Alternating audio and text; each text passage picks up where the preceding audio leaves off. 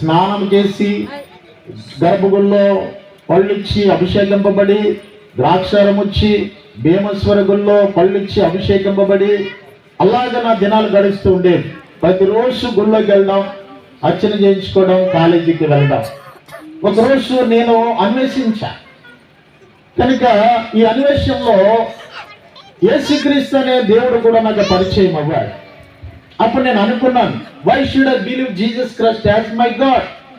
ఎందుకు యేసుక్రీస్తుని మాత్రమే దేవుణ్ణి నేను అంగీకరించాలంటే, యేసుక్రీస్తు దేవునికి వంశావళి ఉన్నది. ఈరోజు మనందరికీ కూడా ఎందుకు మనము ఆయన్ని నమ్ముకోవాలి, ఎందుకు దేవునిగా పూజించా, ఎందుకు దేవునిగా ఆరాధించా? ఎందుకనంటే నీకు ఎలాగ వంశవృక్షం ఉందో ఆ యేసుక్రీస్తు వారికి కూడా ఏముంది? వంశావళి ఉంది. That's what you have to believe in him. అందుచేత ఆయన మనం విశ్వసించా కనుక మన మత్తయి సువార్త 1వ అధ్యాయము 1వ వచనం మనం చదివితే, చదివిన వారు బైబిల్ చదివిన వారు చక్కగా చదవండి. మత్తయి సువార్త 1వ అధ్యాయము 1వ వచనం మనం చదివితే యేసుక్రీస్తు వారి వంశావళి గురించి అక్కడ చాలా స్పష్టంగా రాయబడుతూ ఉంది. అబ్రహాము కుమారుడు, దావీదు కుమారుడైన యేసుక్రీస్తు వంశావళి. ఏమండి? అబ్రహాము వంశము నుండి యాకోబు నక్షత్రంగా, దావీదు తనయుడిగా, యోసు మరియా యోసేపు యొక్క కుమారుడిగా పిలువబడుతూ ఉన్నాడు. 17వ వచనాన్ని మనం జ్ఞాపం చేసుకున్నట్లయితే, అదే అధ్యాయం 17వ వచనంలో, ఇట్లు అబ్రహాము మొదలుకొని దావీదు వరకు తరములన్నీ 14 తరములు, దావీదు మొదలుకొని యూదులు బబులోను వరకు కొనుపోడిన కాలం వరకు 14 తరములు, బబులోనుకు కొనుపోబడింది మొదలుకొని క్రీస్తు వరకు 14 తరములు. చూడండి, తరతరాల వెంబడి వంశవృక్షం అనేది మనకు కనబడుతూ ఉంది. చాలా సార్లు మనము ఎందుకు నువ్వు యేసుక్రీస్తుని దేవునిగా నమ్ముకున్నావు అంటే, లేదండి నాకు స్వస్థత వచ్చిందండి, నాకు జ్వరం వచ్చిందని పోయిందండి, కాళ్ళనొప్పి వచ్చిందని పోయిందండి, అందుకే నమ్ముకున్నానంటే, no, that is not correct answer. ఎందుకంటే పక్కానికి జ్వరం వచ్చినప్పుడు డోలో 650 వేసుకుంటాడు, నీకు జ్వరం వచ్చినప్పుడు డోలో 650 వేసుకుంటావు. మీ ఇద్దరికి ఆరోగ్యం ఇచ్చింది ఆ డోలో 650.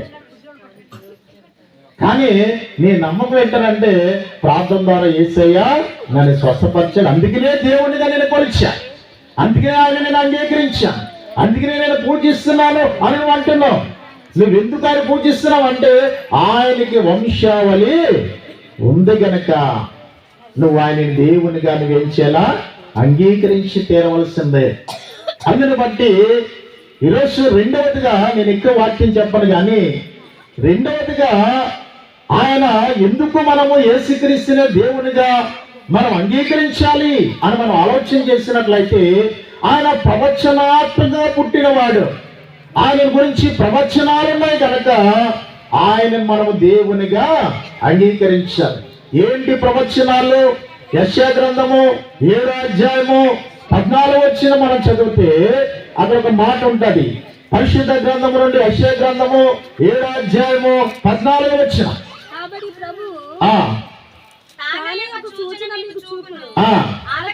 ఆలకించుడి, కన్యక గర్భవతి కుమారుని కని అతనికి ఇమ్మానుయేలని పేరు పెట్టెదరు. అంటే కన్యక కుమారుని కని ఈ ప్రవచనము ఎక్కడ నెరవేరిందండి? మత్తయి సువార్త ఏమండి 1వ అధ్యాయము 22, 23 వచనాలు మనం చదువుకుంటే, మత్తయి సువార్త 1వ అధ్యాయము 22, 23 వచనం. ఇదిగో కన్యక గర్భవతి అయి కుమారుని కనును, ఆయనకు ఇమ్మానుయేలను. చూసారా? అంటే రెండవదిగా యేసుక్రీస్తునే మనము దేవునిగా ఎందుకు అంగీకరించాలంటే, ఆయన ప్రవచనాత్మక పుత్రుడు.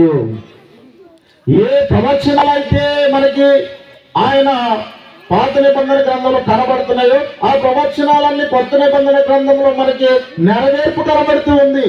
That is what you have to believe Jesus Christ as your God. అందుని బట్టి యేసుక్రీస్తుని దేవునిగా నువ్వు అంగీకరించాలి. ఆయన బెత్లెహేములో పుడతాడని మిగతా గ్రంథము 5:2 చెప్పాడు. అందుకనే ఆయన ఎక్కడ పుట్టాడు? మళ్ళా బెత్లెహేములోనే ఆయన పుట్టినట్లుగా మనం చూస్తూ ఉన్నాం. రెండవదిగా యేసుక్రీస్తుని ఎందుకు దేవునికి అంగీకరించారంటే నాకు తలపోటు వచ్చింది, ప్రార్థించిన పోయింది అనే మాటలు కాకుండా ఎందుకు దేవుణ్ణి నువ్వు అంగీకరించావంటే ఆయనకు వంశావలంబండి. రెండవదిగా ఆయన ప్రవచనాత్మక దేవుడండి, ప్రవచనాత్మకంగా పుట్టినవాడండి, అందుకే నేను ఆయన దేవునిగా అంగీకరించానండి. మూడవదిగా ఎందుకు మనము యేసుక్రీస్తు వారిని దేవుడిగా అంగీకరించాలంటే ఆయనలో ఏ పాపం లేదు. సువార్త 8:40 అంటాడు, మీలో ఎవరైనా నాలో పాపం ఉన్నదని స్థాపించగలడా, నిరూపించగలడా? యేసుప్రభు పాపంలో చేత ప్రత్యేకంగా ఉన్నవాడు. ఆయన ఎటువంటి మచ్చ మల్లం ముడత కాపు కలంకమలేని వాడు. ఆయన మొదటి పేతురు రాసిన పత్రిక 1:14 అంటాడు, I'm holy to be holy. నేను పరిశుద్ధులు కనుక మీరు ఎలా ఉండాలి? పరిశుద్ధులుగా ఉండాలి. నేను పవిత్రులు కనుక మీరు ఎలా ఉండాలి? పవిత్రులుగా ఉండాలి. నేను నీతిమంతులు కనుక మీరు ఎలా ఉండాలి? నీతిమంతులుగా ఉండాలి. ఆయన కోరుకునే పట్టణము హోలీ ల్యాండ్, జెరూసలేం అనేది పవిత్రమైన పట్టణం. ఆయన నిర్మించుకున్నటువంటి మందిరము హోలీ టెంపుల్, పరిశుద్ధమైన మందిరం. నీ చేతిలో పెట్టినటువంటి ఆ గ్రంథం పేరు హోలీ బైబుల్, పరిశుద్ధ గ్రంథం. కనుక ఎందుకు నువ్వు ఆయననే దేవుడిని అంగీకరించాలంటే ఆయన ఎటువంటి వాడంట? ఏ పాపము లేనివాడైనా పరిశుద్ధాత్మ వరం వలన ఆయన లోకములో మానవుడిగా జన్మించిన వాడాయి. కానీ దేవుడే. మూడవదిగా యేసుక్రీస్తునే మనం ఎందుకు దేవుడిని అంగీకరించాలంటే ఆయన ఏ పాపము లేనివాడు. ఆయన మాటలో పాపము లేదు, ఆయన జీవితంలో పాపము లేదు, ఆయన క్రియలలో పాపము లేదు, ఆయన చూపులో పాపము లేదు, ఆయన నడతలో పాపము లేదు, ఆయన మాటలో పాపము లేదు. ఆయన ప్రత్యేకముగా ఉన్న దేవుడు. ఆయన ఉన్నవాడు, అనవాడు, సార్వభౌముడు, జ్యోతిర్మయుడు, నిన్న నేడు నిరంతరము వ్యాధరితిగా ఉన్నాడు. అటువంటి గొప్ప దేవుణ్ణి నువ్వు దేవునిగా అంగీకరించాలని నువ్వు అడిగిన వారికి చెప్పేవారుగా ఉండాలి.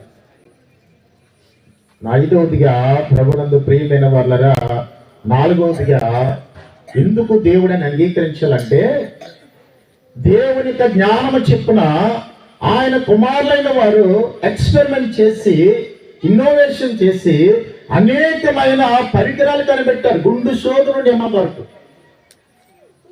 ఈరోజు నీకు ఒక వైరస్ వచ్చిందంటే వ్యాక్సిన్ కనిపెట్టింది లూయి పాస్చర్ అనేవాడు. ఆ వ్యాక్సిన్ లేకపోతే నువ్వు చనిపోతావు. లేకపోతే ఒక ఇన్సులిన్ నీకు షుగర్ వచ్చిందంటే నీకు ఇన్సులిన్ చెయ్యాలా, ఆ ఇన్సులిన్ చేయకపోతే నీ షుగర్ ఎక్కువైపోయి నువ్వు చనిపోయే పరిస్థితి ఉంది. ఆ ఇన్సులిన్ కనిపెట్టిన వాడు ఒక క్రైస్తవుడు.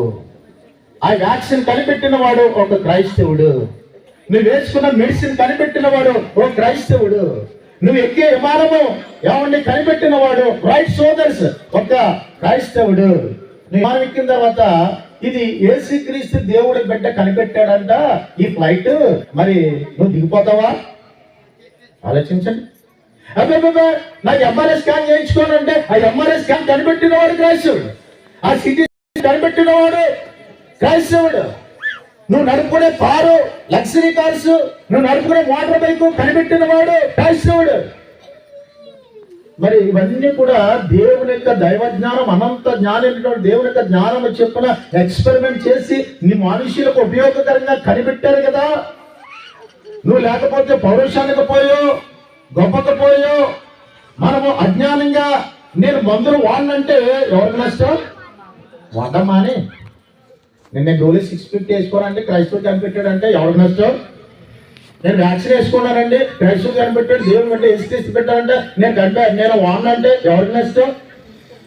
నీకు ఎంఆర్ఐ స్కాన్ చేయాలా, నేను చేయించుకోనంటే అది ఒక క్రైస్తవుడు కనిపెట్టిన మిషన్ అంట, నేను చేయించుకోనంటే ఎవరికి నష్టం? పౌరుషానికి పౌరుడు. ఆలోచించండి.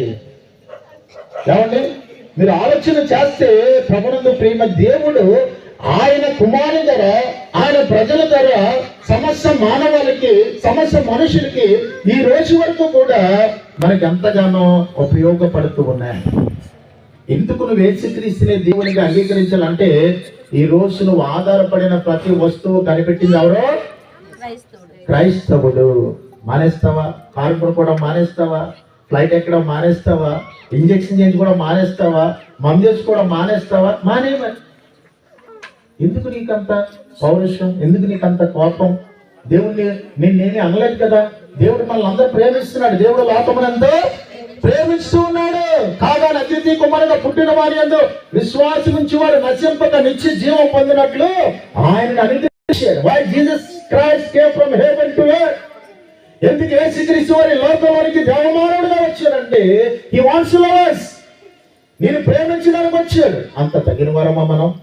మీ అపరాధముల చేతను మీ పాపముల చేతను మీరు చచ్చిన వారై ఉన్నారు. మంచివాడిని ఎవడైనా ప్రేమిస్తాడు, ధనవంతుని ఎవడైనా ప్రేమిస్తాడు, ఏమండి మళ్ళీ ఎవరైనా ప్రేమిస్తాడా? కానీ యేసయ్య తారతమ్యం లేదు. ఆయనకు అందరూ సమానమే. ఎందుకంటే యేసుక్రీస్తు అందరికీ ప్రభు. Is a lord of all, is a god of all. ఆయన అందరికీ ప్రభు అయి ఉన్నాడు, అందరికీ దేవుడు అయి ఉన్నాడు. ఈరోజు ఎందుకు నువ్వు యేసుక్రీస్తునే దేవుడిని అంగీకరించాలంటే ఆయనకి ఏముంది? వంశావళి ఉంది. చెప్పండి, ఏముంది? వంశం ఉంది. మీకు అర్థం కావాలని చెప్తున్నా. రెండవదిగా ఎందుకే యేసుక్రీస్తు వాళ్ళని దేవుని అంగీకరించాలి? రెండవదిగా ఆయన ప్రవచనాత్మక దేవుడు. మూడవదిగా యేసుక్రీస్తు వారిని ఎందుకు మనం దేవునికి అంగీకరించలేదు? ఆయనలో ఏ పాపము లేదు, ఆయన పరిశుద్ధుడు. నాలుగవదిగా యేసుక్రీస్తునే మనం ఎందుకు దేవుడికి అంగీకరించాలంటే ఆయన దైవ జ్ఞానము చెప్పున ఈ లోకంలో మనం వాడుతున్నాయి. ఆ బలి బాబు కనిపెట్టారండి. మా దేవతలు చెప్తాడు చక్కగా. ఆయన మంచి మహానాలెడ్జ్ ఉంటుంది. ఇంకా థామస్ అల్వా ఎడిసన్. అద్దెప్పుడు నేను బలి పెట్టుకొని దేహం పెట్టుకుంటానంటే నీకు కర్మ, నేనేం చేయను. ఆ బలుపు కనిపెట్టాడు థామస్ అల్వా ఎడిసన్. దేవుడు నన్ను వెలిగించాడు, నా ద్వారా దాటానికి బలుపు ద్వారా వెలిగించాడని చెప్తున్నాడు ఆయన. హల్లెలూయా. అబ్బాయి బలి పెట్టుకున్నంటే నీ ఇంట్లో ఎన్ని రకాల బలుపు ఉంటాయి తెలుసా? ఎన్ని వేల ఛానల్, ఒక్కొక్క బలుపు వచ్చి కొన్ని వేల రూపాయలు ఉంటుందండి. నేను పెట్టుకోను. పలానా క్రైస్తవుడు సృష్టించాడంట, ఆయన దేవుడు యేసుక్రీస్తు అంటే మనం ఏం చేయలేం. కనుక ఎందుకు దేవునికి అంగీకరించాలంటే ఈజ్ సో క్రియేటర్. ఐదవదిగా ఆయన మన సృష్టికర్త. ఆయన ఎవరు? ఆయనని సృష్టికర్త. God has created this whole universe. Not only that, he has created us his likeness. ఆయన సమస్త సృష్టిని మాత్రమే కాదు కానీ నిన్ను నన్ను ఈరోజు ప్రపంచంలో ఉన్న 8 కోట్ల మంది ప్రజలు కూడా ఆయనే సృష్టించుకున్నాడు. మనం అందరం కూడా ఆయన పోలిక. ఎందుకు నువ్వు దేవుణ్ణి మాత్రమే, యేసుక్రీస్తుని మాత్రమే దేవుణ్ణి అంగీకరించాలంటే in the beginning God has created heaven and earth. ఆయన ఆదికాండం 1 అంటాడు, ఆది అందు దేవుడు భూమి ఆకాశములను సృజించాను. అది ఆయన సృష్టించాడు. ఆయన సృష్టించాడు.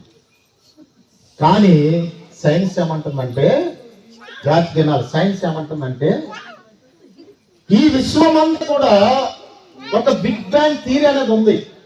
13.8 కోట్ల సంవత్సరాల క్రితం ఈ విశ్వం ఎలా తయారై ఉందంటే, లేకపోతే ఈ పంచభూతాలు ఎలా సృష్టింపబడ్డాయంటే, లేకపోతే ఇవన్నీ కూడా సమస్యలు ఎలా సృష్టింపబడ్డాయంటే ఒక విస్ఫోటనం, ఒక శబ్దము ద్వారా ఈ ప్రపంచమంతా కూడా సృష్టింపబడిందని సైన్స్ చెప్తుంది. Okay, right. సైన్స్ కరెక్ట్ గానే చెప్పింది.